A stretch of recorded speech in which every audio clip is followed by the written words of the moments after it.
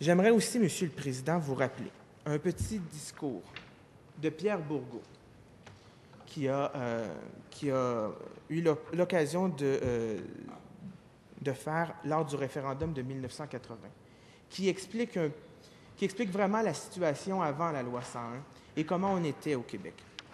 Donc, je dis, Monsieur le Président, je cite Pierre Bourgault, « La conquête, et c'est de ce moment-là que nous avons commencé à être remplacés dans tous les domaines, surtout dans les domaines politiques et économiques. Et c'est pourquoi que c'est important. Parce que nous souffrons encore aujourd'hui de ce remplacement qui commence à la conquête. C'est ça notre histoire. Et tout cela commence véritablement en ce milieu du 19e siècle, où là, devenant une minorité, il nous faut perdre espoir dans ce grand Canada et ce statut de minoritaire qui sera consacré en 1867, institutionnalisé par la Fédération, par l'acte de l'Amérique du Nord britannique.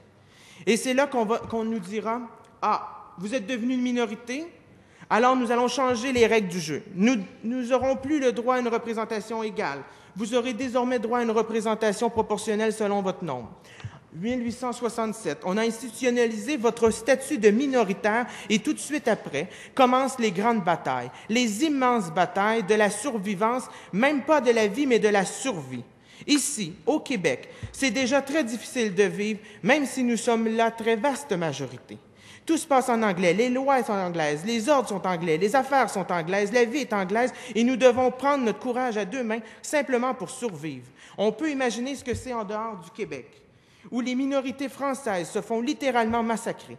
1871, on abolit le français au Nouveau-Brunswick. 1885, on pend Louis Riel. 1890, on abolit le français au Manitoba. 1912, on abolit le français en Ontario. C'est ça qui suit la Fédération canadienne. C'est ça l'acte de l'Amérique du Nord.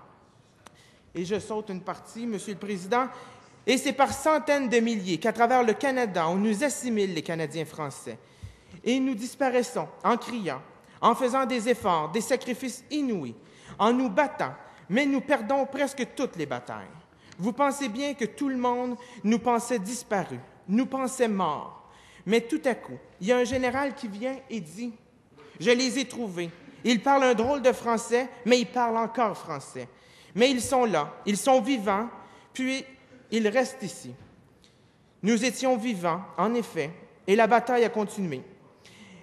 Et elle a si bien continué que dans les années qui ont suivi, on a vu des milliers d'autres gens se joindre à la troupe, le 15 novembre 1976. Finalement, le Parti québécois prenait le pouvoir à Québec. Enfin, un parti souverainiste prenait le pouvoir à Québec et il avait fallu 300 ans pour en arriver là. D'où l'on voit que le mouvement part de loin. D'où l'on voit qu'il en a fallu du courage et de la persévérance pour arriver là. Ce mouvement qui s'ancre si profondément dans notre histoire et qui continue aujourd'hui, imaginez-vous maintenant s'il devient un oui. Oui, Monsieur le Président, aujourd'hui, ce soir, il y a deux côtés en cette Chambre. La masse qui nous sépare aujourd'hui, Monsieur le Président, sépare deux mondes. D'un côté, Monsieur le Président, ceux qui défendent le Canada, ceux qui veulent rester dans le Canada, ceux qui veulent absolument rester dans le Canada à tout prix, même le risque de perdre leur langue. Et perdre notre langue, c'est aussi perdre notre histoire, c'est aussi perdre notre culture. Je vous l'ai dit, Monsieur le Président. Lors de ma rencontre, plusieurs personnes m'ont dit « Nous avons des craintes pour la langue française à l'extérieur du Québec. Nous avons des craintes. Effectivement, c'est difficile de vivre en minorité. Mais aussi, le Québec est en minorité en Amérique du Nord. Nous sommes une minorité de francophones. Donc, nous devons prendre les moyens, des moyens solides, concrets, pour maintenir notre langue.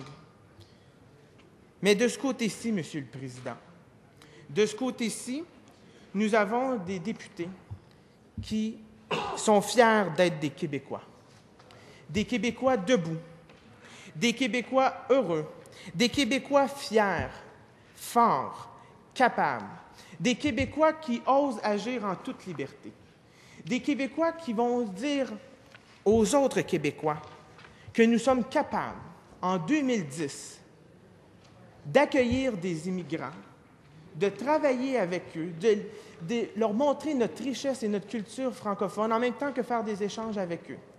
Monsieur le Président, je suis responsable du dossier de l'alphabétisation. En ce moment, les groupes d'alpha, ce qu'on nous parle, c'est aussi la question de l'alpha-francisation. Parce qu'on a de plus en plus d'immigrants qui arrivent ici au Québec qui n'ont pas la chance de vraiment connaître leur propre langue. Ils arrivent ici, souvent c'est des enfants d'immigrants, ont de la difficulté à connaître leur propre langue. C'est sûr qu'ils ont de la difficulté à apprendre le français. Donc on doit faire de la francisation, mais on doit aussi faire de l'alphabétisation avec eux. Puis moi, je pense qu'on pourrait être beaucoup plus productif et les Québécois en auraient beaucoup plus pour leur argent si ce soir, en ce moment, nous faisions un débat civilisé entre collègues pour se dire comment on pourrait amener des solutions pour faire en sorte que nos immigrants qui arrivent ici au Québec, on puisse leur donner les ressources et les moyens d'apprendre le français correctement. Comment on pourrait faire en sorte que nos Québécoises et nos Québécois qui ont de la difficulté à lire, à écrire en français, comment on peut les aider à être plus alphabétisés? Comment on peut faire pour que nos jeunes qui sont en formation professionnelle ou à l'éducation des adultes, qui ont de la difficulté avec le français, comment on peut faire en sorte pour les aider davantage? Comment on peut faire en sorte que nos cohortes de jeunes qui sortent du secondaire et du cégep puissent avoir davantage une langue française de qualité? Monsieur le Président, je ne suis pas parfait.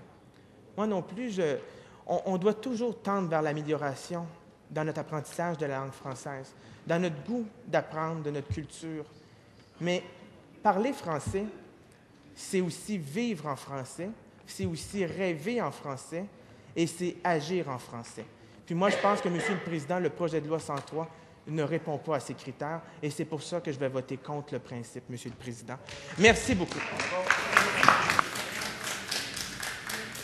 Merci, Monsieur le député.